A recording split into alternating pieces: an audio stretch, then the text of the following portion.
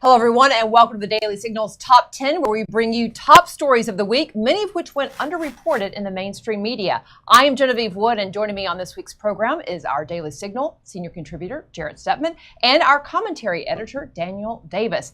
Up first, chaos at Berkeley. Take a look. Okay, we're outside live after the Ben Shapiro talk. The police, there's a heavy police presence here. It's been a mostly peaceful protest all day. There's reports that there's a magazine lying on the ground somewhere.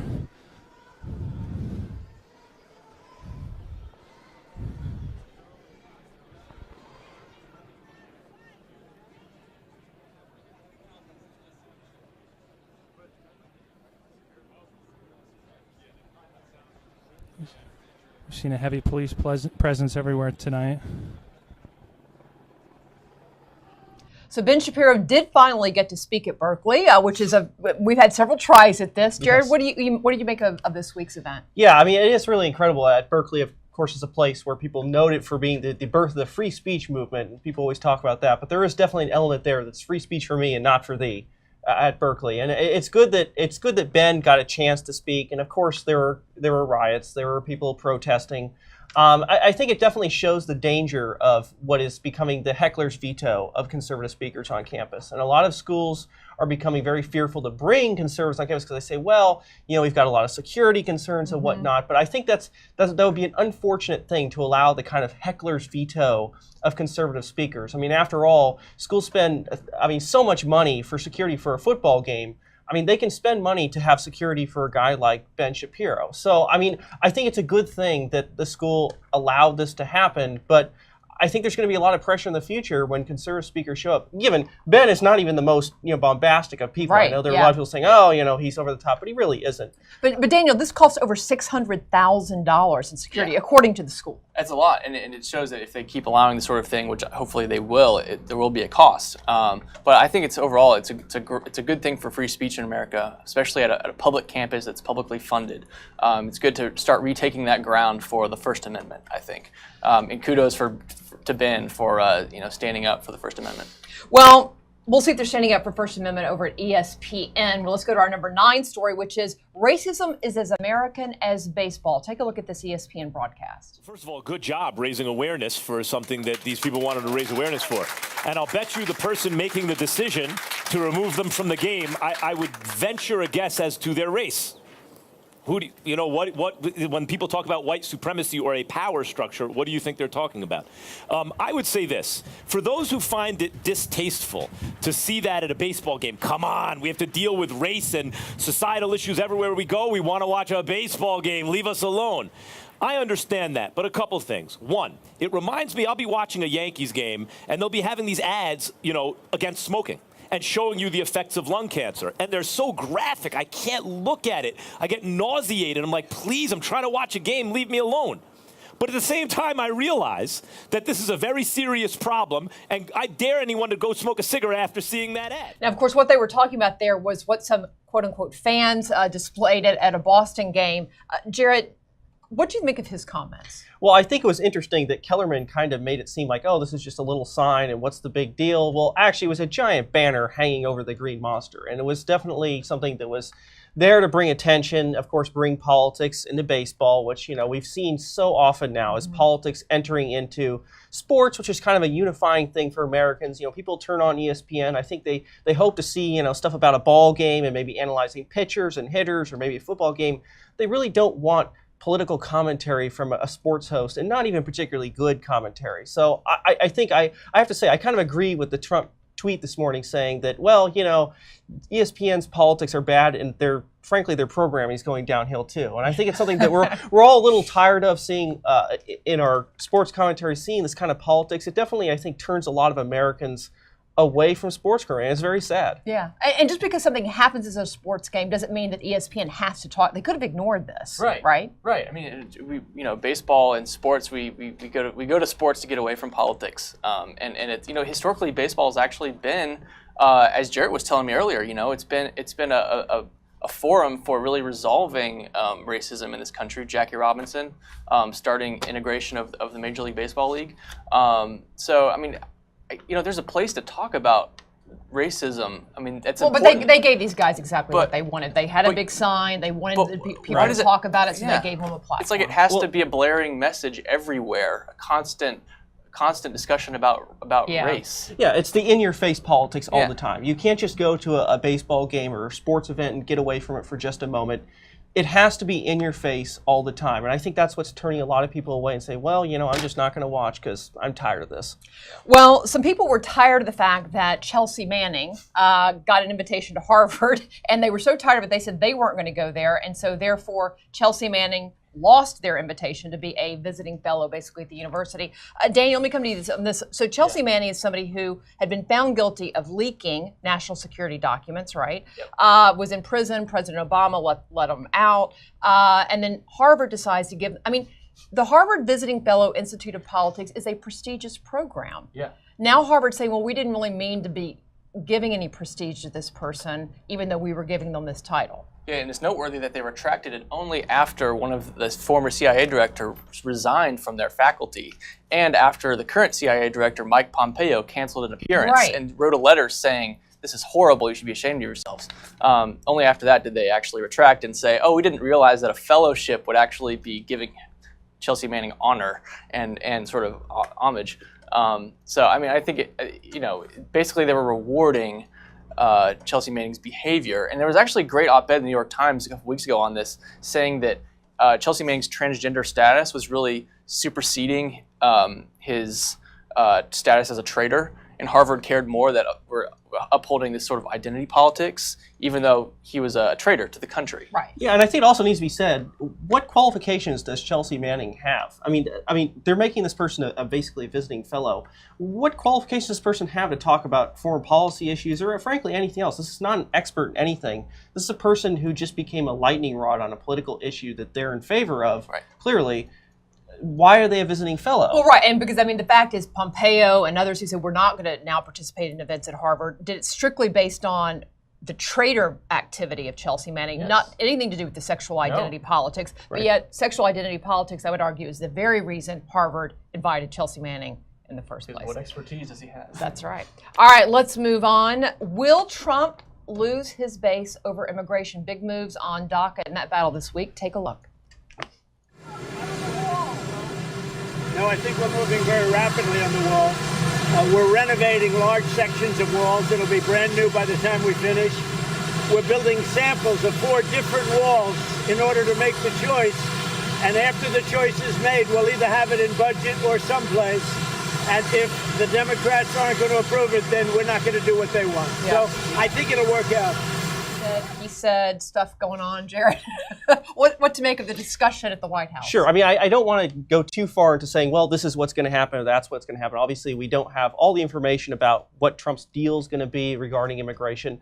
I think Trump was rightly celebrated for ending the DACA program, which I think across the board people say was unconstitutional, but frankly, it was also bad policy too. And I think that's something that a lot of Trump's base is worried about. Are we going to get a deal that doesn't include the border wall, that doesn't include border security first, which I think a lot of conservatives say, hey, look, we've been burned on this a lot over the years. We talk about comprehensive immigration reform. This has been something that I think the establishment of the Republican Party has kind of pushed that the base doesn't like.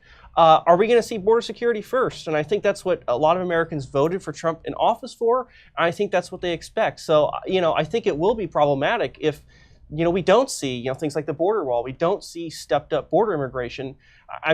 Let's hope it's part of the deal. We don't have all the facts yet, so, it's probably best not to totally weigh in until we do. But, it should be concerning to people to say, hey, look, we've been burned on this so many times. Let's not get burned again. Yeah, Daniel, before I have you comment on this, let's play another clip dealing with illegal immigration and the fact that a Maryland county, I should say, here near the D.C. area, has voted to give illegal immigrants and legal immigrants, but who aren't citizens, the right to vote. This is another reason there's frustration. Take a look.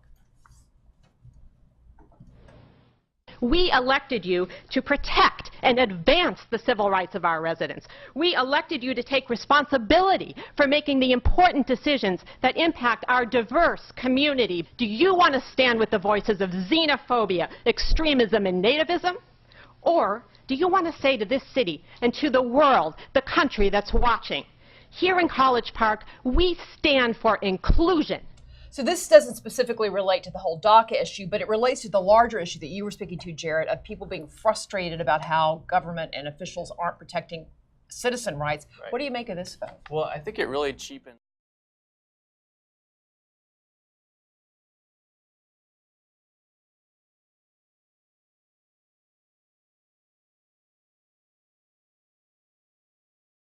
illegal non-citizens, which actually that's kind of an insult to legal immigrants too, because it's putting them on the same level with illegal immigrants. So you know, I think part of it is owing to the fact that the federal government hasn't sorted out its job in actually either deporting or giving a certain on the books status to people. If the government did that, then there'd be more clarity here. But I still think it's you know, this is the kind of thing in the report. Even a lot of local residents were really upset that this was happening, and at the board level, you know, there was a refusal to really acknowledge that. Yeah. Well, and there was a lot of, you know, the fact this isn't the only place this has happened. There's been 5 or 6 other cities, I think, around and counties around the country that have done this, and it kind of plays into the whole sanctuary city debate as well, where you just have local and state authorities ignoring federal law and ignoring the Constitution, frankly, about rights. All right, let's move on to a more positive story, shall we? And this is, you may have heard about this, the 11-year-old who had written a letter to the White House saying, I'd like to offer my services in mowing the White House lawn. Well, it looks like he got that opportunity. Take a look. 11-year-old Frank Giacchio is now a mini internet sensation. It was just a couple of hours for us to get the news over to Ireland. FX, as his family and friends call him, is on summer break across the pond. And despite the time difference, Dad says he was eager and excited to watch as his letter was read to the country. Dear Mr. President, it would be my honor to mow the White House lawn for some weekend for you. So that's a fun story, Daniel. It looks like he's going to be doing it this weekend. Yeah, it's heartwarming. I love to see this kind of thing. You know, I think it's great whenever the White House and the federal government sort of elevates and promotes what ordinary citizens are doing at the local level. Things like this that tend to get lost in the national discourse and politics. We forget, like, hey, this is what kids do when they're raised in a healthy community. You know, learn to get to know their neighbors and mow their lawns and learn a work ethic, that sort of thing. That's the foundation of our society, and we need to remember that. So it's good for Trump to elevate that and say, celebrate. Yeah. Well, it looks like Sarah Huckabee Sanders is going to be doing, I don't know if it's going to be a letter a week or a letter every other week from child usually who's written in. So maybe there'll be more fun stories like that. All right, let's go to number 4 this week, and not as much of a fun story. But this one coming out of Baltimore, and it's a century-old monument to Francis Scott Key, who, of course, wrote the national anthem, was defaced in Baltimore. And let's take a look at this story. I mean, it's disgusting. It's vandalism at its worst, you know, and you know, being a historian person, you know, here from Baltimore, you know, I love my statuary. I love my city, and when I see stuff like this, I just don't understand it. I don't get it. Onlookers coming up with their cell phones to the 1200 block of North Utah Place to get a glimpse of the Francis Scott Key statue that was vandalized overnight. This is Baltimore history. This is like we battled the British. And he's seeing the flag still standing. Now they're going to say it's something racist about this.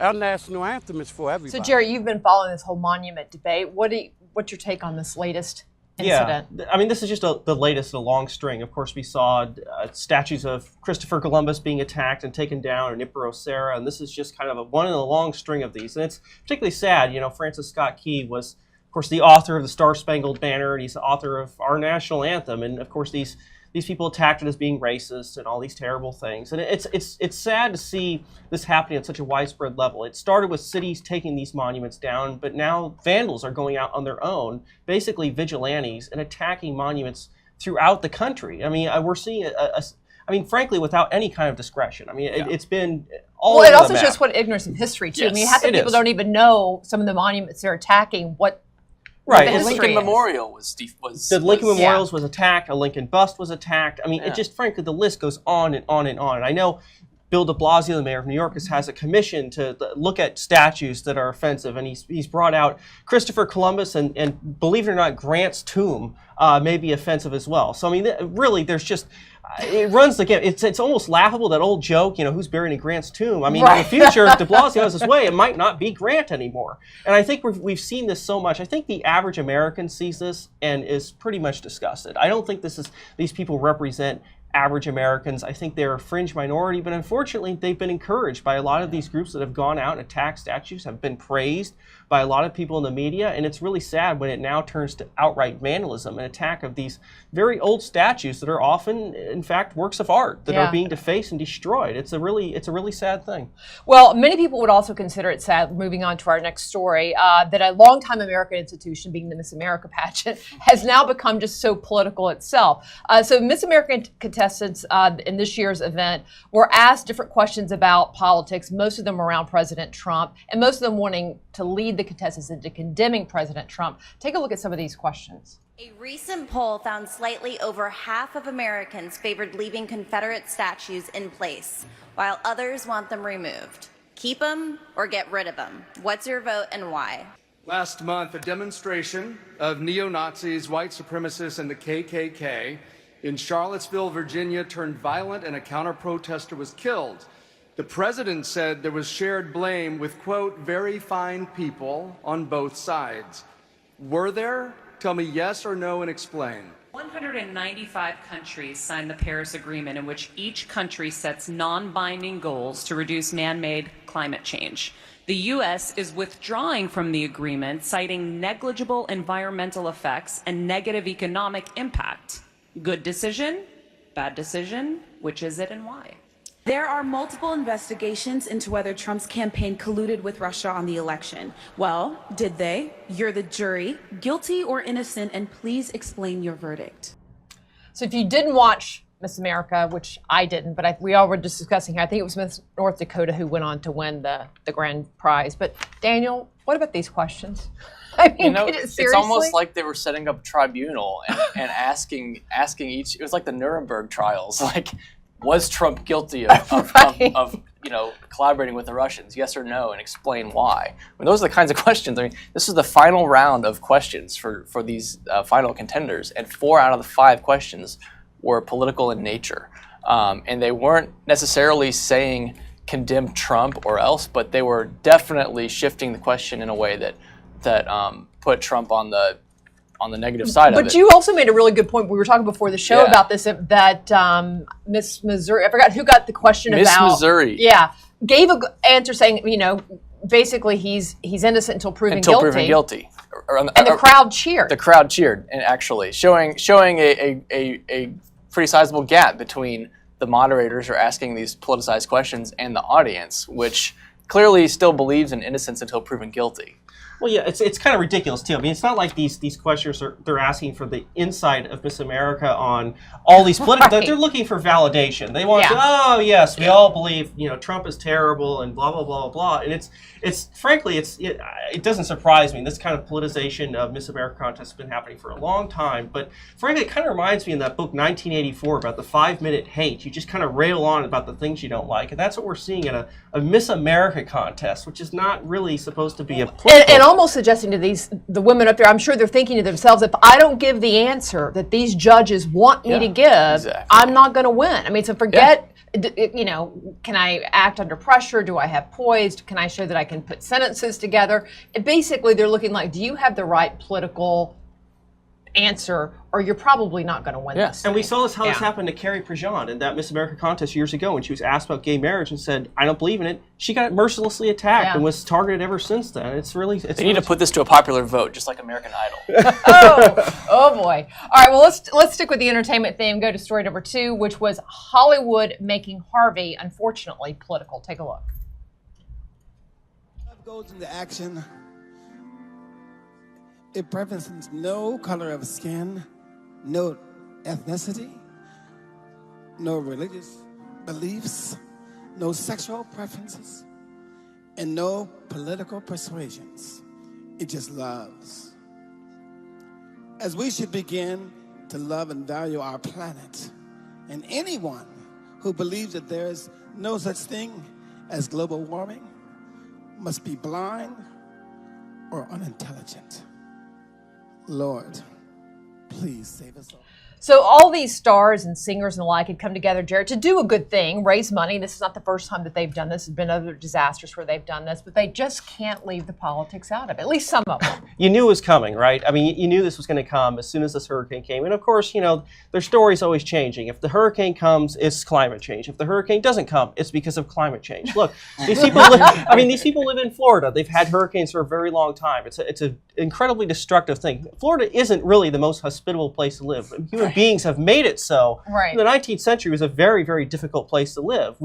Human ingenuity has made it into a place where, you know, people have their homes there. We've tried to make it safe against hurricanes. But look, these are natural disasters, and unfortunately, a lot of people get hurt and they get killed.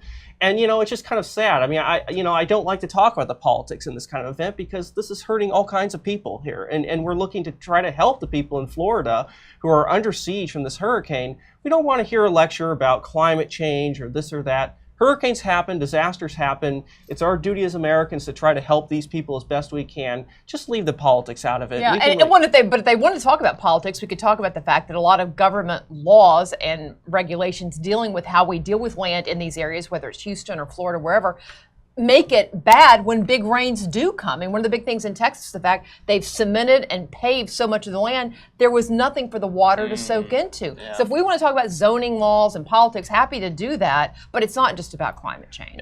No. And you know what, frankly, you know, those kind of debates, leave those to after the charity event. I mean, do your charity event, do this for the people that are there, help the people that are hurting. We can talk about the politics later, leave it at that.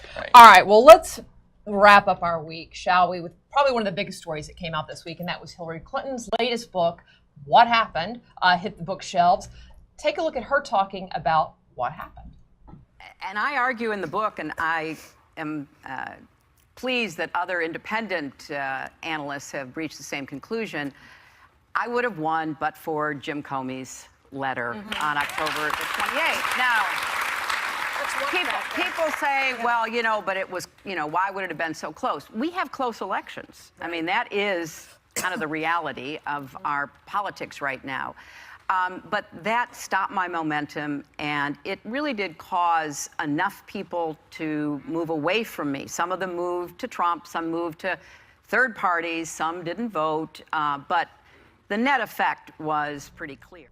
So, Daniel, what happened in this book? I mean, every interview that I've seen of her this week, it's just one instance after another of basically her ignoring what happened. Basically, the gist of it is Hillary Clinton can't admit how bad of a candidate she was, and that's why she lost the election, and how bad of a campaign strategy she had. She didn't go to the Midwestern states when she should have.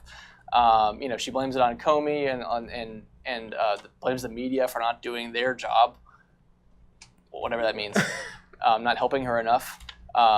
Look, I mean, Hillary Clinton was a bad candidate. The Democrats knew it. That's why Joe Biden was pressured to run. That's why Bernie Sanders did so well against her. That's why she needed the superdelegates to win the primaries. She lost fair and square. But interestingly, I think Republicans will take heart at this, is that she said she's not going anywhere. She wants to stay, quote, front and center. So if that's true, then Republicans might be able to stay in power a little longer than their lack of success would allow. Jerry, you know, I have so many times wanted to feel sorry for Hillary in the sense, or feel sympathetic. I'm like, you know, you spent your whole life, or much of it, getting to this spot, and then basically it's all over, right? Yes. And you didn't win. But she makes it so hard to feel empathy towards her when you watch these interviews. It is fun. And somebody actually said this on Twitter. You know, blaming others for defeat is maybe the most humanizing thing we can think about of Hillary Clinton. I mean, that's the thing. I mean, she seems like this person whose every answer is sent through some kind of poll testing. She's not a likable person. I know there's kind of frankly, kind of like cult around her. Hillary Clinton, this brave liberal woman. You know, there's kind of like, well, do we know what she's accomplished? You know, stories were put out in the campaign. Well, look, she traveled the most miles as any Secretary of State ever.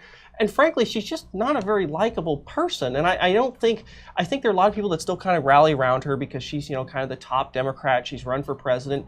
But at the same time, I mean, if Democrats continue to hook their wagon to this person, they're just going to continue to sink. I think even amongst people who are kind of sympathetic to her views or want to be, they're just like, this person is just not likable. She maybe just needs to step aside for a little while and let somebody else try to give it a go. But I don't think that's going to happen. Well, she's on a book tour, so we will see what happens, right? Well, that's what happened this week, and we thank you for joining us as we kind of went through the rundown to talk about it. We hope you will come back next week for more of what happens the next week. All right, thanks, everybody. Have a great weekend. Thank you.